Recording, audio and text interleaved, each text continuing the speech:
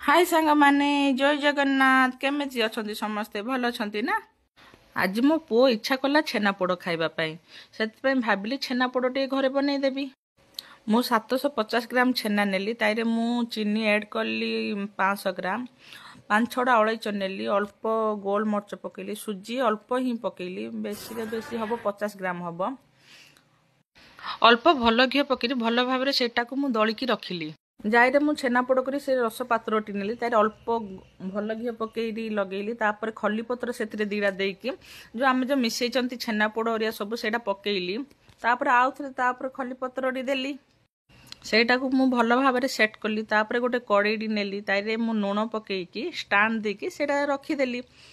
40-50 minute दे जाल को medium ही रखिबो बेसी रखिबा द्वारा पुड़ी जीवो सेतबे मु जाल मीडियम ही रखिकी रेडी हैला मोर बे छेना 45 मिनिट जगेबा परे बहुत सुंदर देखा जाउथुला छेनापोड़ देखिकी बहुत लोभ लागिला। बढ़िया आइची एडा आंटी पाई नेबा हला नणंद आछंती सेति गाँ को भी जीवा पड़े से भी मु नहीं जाइथिली छेनापोड़ निश्चित ए भाबे छेनापोड़ रेसिपी ट्राई करंतु भल लागले। मम्मी छेनापोड़ ला के आइचिला कोन भी करी खांतु लाइक शेयर करंतु मम्मी ला।